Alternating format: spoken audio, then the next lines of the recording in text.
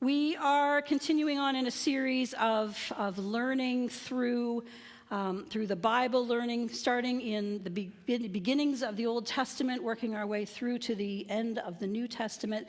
In particular, looking at the Bible as a library of books that offer us the opportunity to seek wisdom, to not just look for easy answers in life, to, flip a page and look for a verse that answers the question, what course should I take? What job should I apply for? How should I invest my money? How do I fix this person? Who do I trust? Who can I believe? When Franklin Graham and Pope Leo are both quoting the Bible and saying opposite things, how do I understand that? How do I navigate that?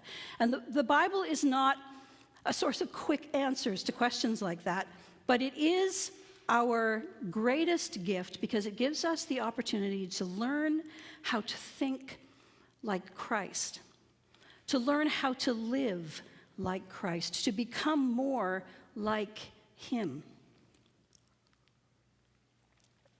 Wisdom can be found in every book of the Bible, in every kind of writing that's in the Bible. It can be found in the imagination and the insights of poets. It can be found in the hope-filled promises and the streams of tears of the prophets. It can be found in the priorities and the penalties of law. Wisdom can be found in the examples of everyday people just like us.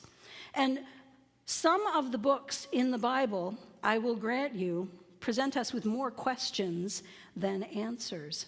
But there is wisdom in every book. So before we move forward into the New Testament, as we can wrap up this Old Testament section, there are some books that we haven't looked at yet. And those are the books that are actually called books of wisdom. A particular kind of writing that is dedicated entirely to wisdom. How to recognize it, how to live it, what it is and what it is not, and why it matters. And those books are usually named as being slight disagreements on this, but, depending on who you're reading and who you're talking to. For the most part, excuse me, it's the book of Job, which we sort of looked at last week, the book of Proverbs, the book of Ecclesiastes, and the Song of Songs. These are held together as being wisdom literature. And wisdom literature is written not by prophets speaking to humanity on behalf of God. Wisdom literature was not written by priests who were speaking to God on behalf of humanity. Wisdom literature is written by wise ones, by wise human beings speaking to human beings about what it is to be human and to be it well, and also to be in relationship with God and in relationship with this world of which we are a part. One writer says that wisdom literature was written by people who were earnest teachers of what they felt to be true based on their observation of reality. And as Tim Mackey mentioned in the video that we saw about the Song of Solomon's, this kind of literature doesn't only exist in the Bible. It exists across the ancient world. And if you follow archaeological studies and that kind of thing, it's very interesting to see how things are being unearthed and found that come together in these wonderful, meaningful ways. For example, in around 700 BC, in the remains of the ancient empire of Assyria, some archaeologists found what is called the words of Ahikar, and I will probably mispronounce some of these names, so excuse me if I don't pronounce them correctly. The words of Ahikar, and they are riddles and proverbs and fables on raising children, how to raise your children, and how to guard your tongue, and how to speak wisely. And one of the quotes that I found from that particular collection of writings was this: "I have lifted sand, and I have carried salt, but there is nothing heavier than grief." Anybody say amen to that? Amen to that. And then in Egypt, there's quite a lot of this kind of writing that's been found. From 2450 BC, before Christ was born, the instructions of Fat Hotep. From 2100 BC, the instructions of Merakare. From 1500 BC, the instructions of Amenemope, which is fun to say, but also tricky. Amenemope. Everybody say, Amenemope. There we go. Now you can speak ancient Egyptian. And around 1100 BC, there are the instructions of Ani. And all of these writings together, they collect these wise observations and sayings of people about how to speak good speech into the world, how to conduct yourself well, how to have healthy relationships on topics of duty and generosity. And then in around 971 BC, we read in 1 Kings chapter 4 that God gave Solomon very great wisdom and understanding and knowledge as vast as the sands of the seashore. In fact, his wisdom exceeded that of all the wise men of the East and the wise men of Egypt. He composed some 3,000 proverbs, and kings from every nation sent their ambassadors to listen to the wisdom of Solomon. Now, the wisdom literature that's in the Bible was written by Solomon and people like him, people who had heard from the prophets, heard their passion and seen their tears. People who had been served by the priests of Yahweh God, recognizing their need for an intermediary between themselves and God. These writings were written by people who generally were not particularly young. People who had some life experience, people who had spent enough time in real life to learn some tough lessons about carrying sand and carrying salt and the weight of grief. So we're going to look this morning at that idea of wisdom. First, I want to define a couple of important words for us so we know that we're all talking about the same thing. Second, we're going to look at 3 books of wisdom, the 3 that we have not yet looked at, Proverbs and Ecclesiastes and the Song of Solomon. And then we are going to ask ourselves, so what? My favorite question when it comes to Bible study. So what? So we begin by laying a foundation, knowing what we're talking about. The wisdom books are about wisdom, obviously, and the Hebrew word that is often used for wisdom in the Bible is chokmah. And chokmah refers to skill. It does not just refer to being able to interpret information and tell other people how to live, which is often how we use the word wisdom. The idea of chokmah in the Old Testament is a very broad umbrella. People had wisdom in their work, wisdom in their speech, wisdom in their technique of doing their job, wisdom in handling information, wisdom in building relationships with people above them and people below them in structures of power and influence. For example, in Exodus chapter 28, the men and the women, the craftspeople who built and wove and embroidered and forged the materials for building the tabernacle were described as people of chokmah. And their wisdom was in their eyes, and their wisdom was in their hands. The second word I want to make sure that we define well for us this morning is foolishness, or the word fool. And there's a couple of different words that get used in Hebrew for that idea of being a fool. And this definition sort of helps to clarify what they mean by that. Behavior and attitudes counter to godly wisdom. Not just lacking information, but an active, self-confident orientation of a heart that is unreceptive to truth, resisting correction, persisting in self-destructive behavior. Foolishness, as it's defined by the writers of the Bible, is not just having a lack of information or being unable to interpret information. For people who were writing the Bible, they would agree with that great wonderful theologian Forrest Gump, who said, "Stupid is as stupid does." You don't do stupid things because you're a fool. You are a fool when you do stupid things. And these concepts of foolishness and wisdom are front and center in the books of wisdom. So let's look at those three books, Proverbs and Ecclesiastes and Song of Solomon, starting with the book of Proverbs. Now, I know I've said a few times that it's a good rule of thumb to not read one verse on its own because it's easy to take them out of context and misunderstand what the verse is saying, that it's good to read paragraphs and chapters and entire books, indeed, to understand what a particular verse is saying to us. The book of Proverbs is a bit of an exception to that because these proverbs are simple statements, simple, self-contained nuggets. The book of Proverbs contains practical wisdom.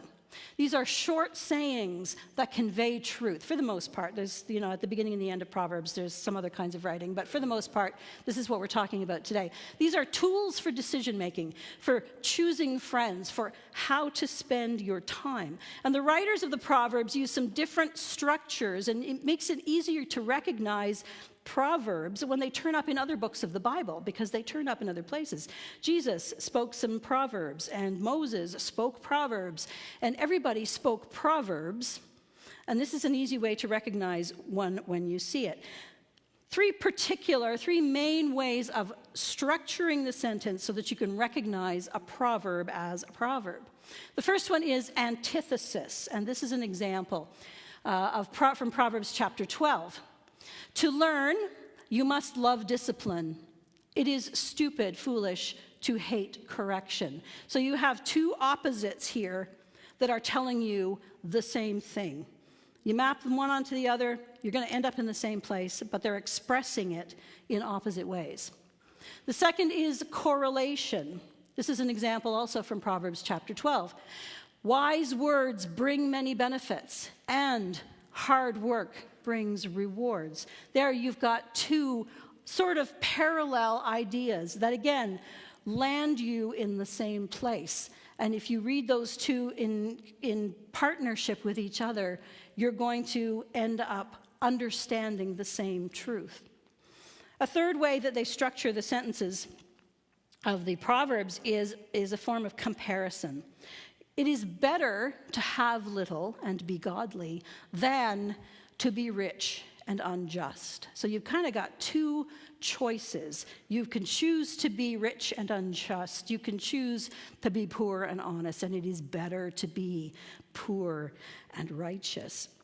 And the writers also use imaginative imagery. They use pictures like rotten bones and deep roots and straight paths and the drip, drip, drip, drip, enough of a rainy day to help you to understand important truths. And while Proverbs are important truths, it's helpful to remember that they are different from promises. Proverbs and promises are different from each other. For example, here's a proverb that is in Proverbs chapter 16. When people's lives please the Lord, he causes their enemies to make peace with them, which sounds awesome. That's the way the world should work. That is what we should work towards, that we are going to live a life that pleases the Lord and that the Lord will make our enemies make peace with us. But if that was a promise, then clearly, all of Jesus' 12 apostles must not have been living lives that pleased the Lord, because they all died for their faith in Christ. Proverbs are an expression of the experience of godly people. They are Holy Spirit-inspired reflections on how God created the world to function and created us to function in the world. So, if you are working hard and not seeing a reward, If you raise your kids in the right way, and then as adults, they have wandered far from it. If you are living a life that pleases God and you end up being executed for it, that does not mean that God has broken his promise. Proverbs are general statements of, first and foremost, how we ought to live and how things ought to, and often do, work out. But your mileage may vary. Past performance does not guarantee future results. Proverbs is not a magical formula for success. They teach us how we ought to live in hope, but regardless of how things play out. So that is a quick overview of Proverbs. The next book that we're going to look at is the book of Ecclesiastes. Ecclesiastes is excuse me. Ecclesiastes is a Greek word given as the title for this book by translators who were translating the Bible from Hebrew into Greek. And Ecclesiastes is a Greek word. And what it means is the one who gathers, the one who assembles. And we're not sure if the original translators, if the original editors were talking about someone who has gathered together wisdom or gathering together people to hear wisdom. But regardless, Ecclesiastes is a book that collects together speculative wisdom, wondering about the meaning of life under the sun. And the writer takes us on a journey through his experiences. He says, I thought and I worked and eventually I gave up working and thinking, and here is what I learned. And what he learned is in the second verse of the entire book. Hevel of heaviness, says the preacher, hevel of heaviness. Everything is hevel. So what is hevel? Hevel is usually translated in our Bibles into futility, emptiness, pointlessness. It is literally breath, fog, vapor. It's something that is real. You know it's there, but you can't get hold of it, and you certainly can't control it. Tim Mackey, who was the voice of the video that we watched a little bit earlier from Bible Project, he just talks about Ecclesiastes like this. He says, in Ecclesiastes, the writer is asking questions that can be answered only by a future revelation of God. And he says, clearing the road for this revelation, the writer smashes all false hopes to pieces. Ecclesiastes is human self-sufficiency stretched to its absolute limit and found sadly wanting. Another writer, Peter Kraft, says Ecclesiastes is the book of Ecclesiastes is the question to which the rest of the Bible is the answer. And the question is, what's the point? And the preacher talks us through, the writer of Ecclesiastes talks us through his journey of life. And he talks about being in the city and being in fields, gardens, temples, dining rooms, bedrooms, courts, seats of power. He talks about going to battle and earning wealth. He talks about religion and family and friends and work and pleasure. And he says everything under the sun is hevel.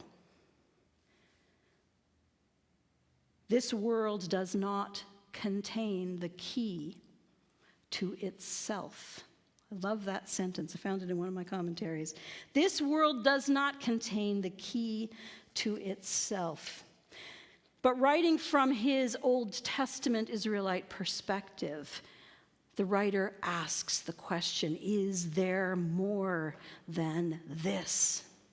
And the answer that he comes to is yes. Yes, there is more than this. Everything that is good on the earth, everything that God has given us is good. It might be hevel. It might be fog sometimes. It might be impossible to control, impossible to predict. But everything that God gives us is a gift of goodness. So enjoy what God has given us. Then there's the Song of Solomon. I am not going to get deep into the Song of Solomon. I don't want to make you blush. It is very much about, as we saw in the video, about marriage and romantic love and sensuality and sexuality. And it's one of these things that you might just be, innocently reading along in the Bible, and you get to the Song of Solomon and you go, oh my goodness. This is a remarkable piece of writing, especially if you get into studying what some of the metaphors refer to. It is very, very honest about human love and sexuality in their relationship between these two people. And you may wonder why it gets categorized as wisdom literature, because it is so different from Proverbs and from Ecclesiastes. And it is not advice on how to be human, but I would suggest that it is an example from real life of how to be human. So the Song of Solomon is wisdom applied and wisdom lived. It's interesting to see how that imagery of marriage is important to our understanding of who we are as the church. This is a passage from Isaiah chapter 54.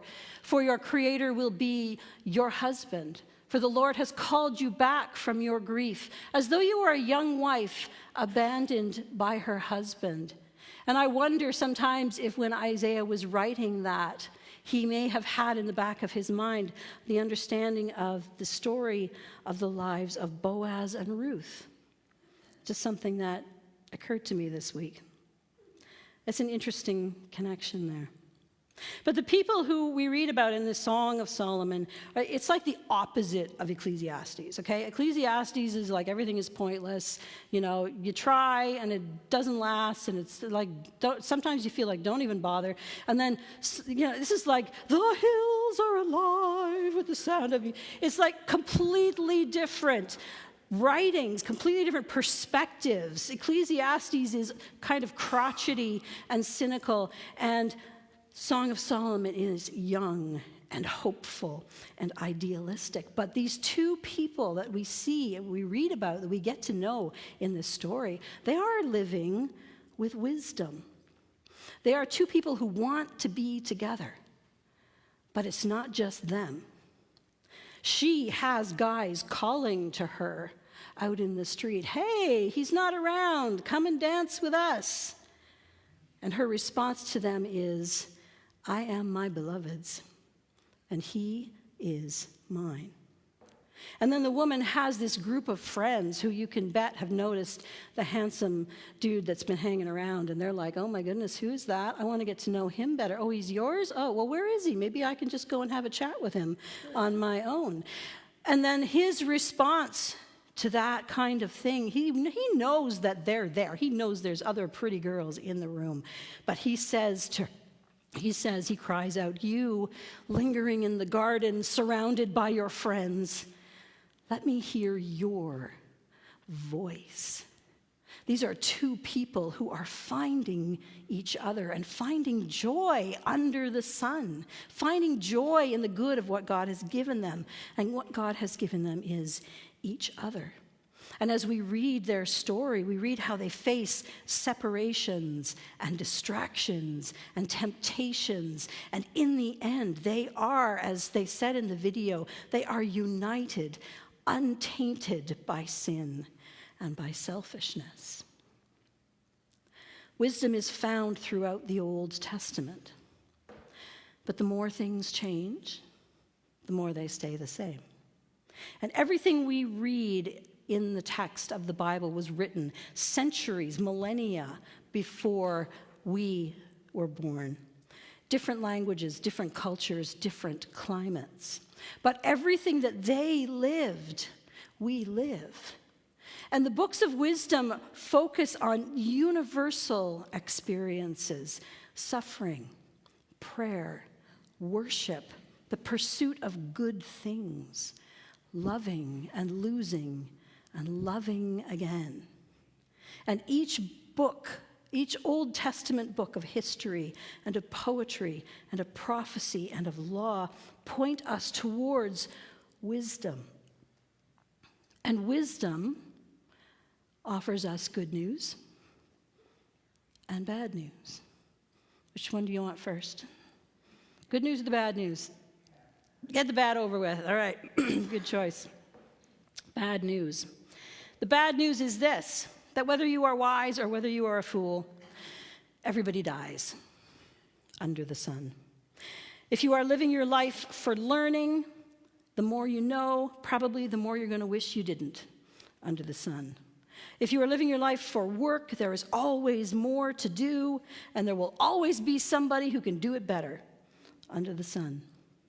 If you are living your life for wealth or power, enough will never be enough. And someday you're going to have to leave it behind for somebody else to look after, or maybe worse, you don't have anybody to leave it to under the sun.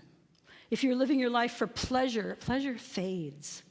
Pleasure is subject to the passing of time and the aging of bodies and the randomness of injustice. Pleasure is depleted under the sun. So what's the good news? The good news is that all of these good things are gifts from God. That pleasure and the joy of eating food and drink, the pleasure of accomplishment, the pleasure of keeping your word, the pleasure of spending time with people you like, the pleasure of doing what is right simply because it is right. These are all gifts from God, and life can be enjoyed because God made life to be enjoyed. This life is a unique one-time experience and opportunity. And yes, the world will be unfair, but God will bring justice. Yes, you are going to get old, but make the best of your youth. Make the best of your aging. Get to know God before trouble arrives, and then trust him when it does. Invest while you can in what is good. Build while you can what is good. Speak while you can what is good. But let your words be few. Go to the house of God and just listen. This is an Old Testament sermon. We're going to start getting into the New Testament soon. This is an Old Testament sermon. No spoilers, no sneak peeks into what comes next. No, oh, if only there were someone who lived a life of perfect wisdom, there is. We're not doing that this week. We are focusing on Old Testament wisdom literature. And the Old Testament wisdom literature does not make promises. What it does is it drops challenges for us. The Song of Solomon is an example of two people who knew what mattered and knew why it mattered, and who held true to each other and to themselves. The book of Proverbs ends with a portrait of a person who lives with wisdom. Lemuel's mom gives us these words in Proverbs 31. Charm is deceptive, and beauty does not last. But a woman who fears the Lord, a woman who lives with wisdom, will be greatly praised. Reward her for all she has done. Let her deeds publicly declare her praise. The book of Ecclesiastes concludes with a perspective corrective. This is Donnie Downer. He's been Donnie Downer through the whole book, and now he's wrapping it up, and he ends it with this. That's the whole story. Now, here is my final conclusion. Fear God. Obey his commands, for this is everyone's duty. And God will judge us for everything we do, including every secret thing, whether good or bad. Imagine that. God will judge us for everything we have done, good or bad. And I don't know about you, but when I hear the word judgment, I tend to think about the bad. I tend to think about the things I've done wrong that God is going to hold me accountable for. I tend to think about the fact that I need forgiveness, and I'm, yes, grateful for what Christ did on the cross because I need forgiveness, because God is in a position to judge me for the wrong that I have done. But what a promise it is to look forward and know that one day I'm going to be judged for the good that I did too. That God is going to see the things that I got right, and he is going to say about those things, well done, well done. That is a hope that I look forward to. That one day, yeah, you know what, I'm going to be judged. One day I am going to be told the truth about me. And there's going to be bad, and there's going to be good. But the one who is speaking that to me is the one who gives me the opportunity to get it right. We're going to go to the communion table in a few moments. And if you're visiting with us, we have an open table, which means that if you are a believer in Jesus, please feel free to join us in sharing in our communion this morning. The book of Job asks this question: how can a mortal be innocent before God? Can anyone born of a woman be pure? In the book of Ecclesiastes, the writer asks this question: is there any such thing as a righteous person on earth? Our answer, from the perspective this side of what Christ did for us on the cross, is yes. We are made righteous by what he did for us. We are made righteous by his righteousness. And today we come to the table and we share communion, remembering his sacrifice, remembering his gift of life.